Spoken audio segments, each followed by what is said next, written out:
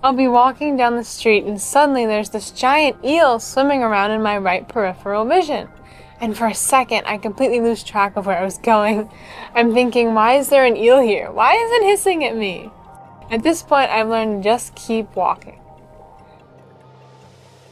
My name is Jules Silverman, and I'm 24, and I'm a visual arts major. When I was a kid, I'd spend hours drawing in my room and listening to audiobooks. I'd create all these characters in my notebooks, but to me, they weren't imaginary. I saw them as real people standing right there. People would say, "Oh, you have such a big imagination, you're an artist." And I thought everyone experienced that. Everything changed after I was sexually assaulted. That's when the hallucinations became darker. I started seeing a shadow figure I called Birdman. Then more visual hallucinations appeared. Eventually, I was hallucinating all day, every day. Finding treatment was really difficult. I was diagnosed with everything under the sun. Eventually, I found care at Columbia University's Lieber Recovery Clinic. I started antipsychotic medication and later had electroconvulsive therapy. I also began cognitive behavioral therapy for psychosis, or CBTp. CBTp stands for Cognitive Behavior Therapy for Psychosis. It's a collaborative, person-oriented treatment, and the focus is on increasing quality of life.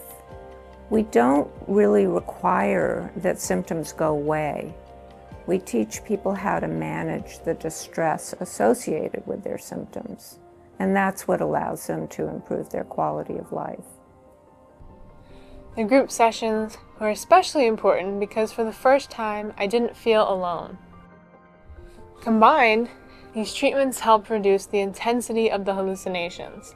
They help me stay grounded and recognize that even when the hallucinations are there, they can't hurt me.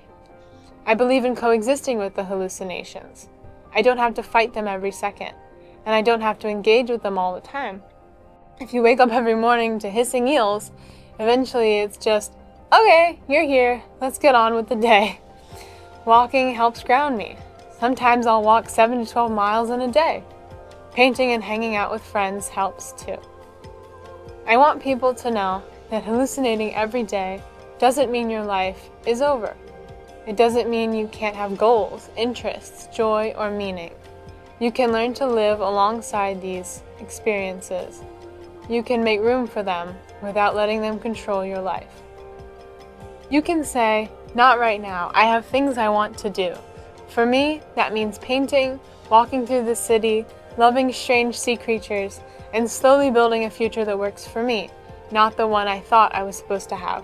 I'm not cured, but I'm grounded, and that's enough to keep me going.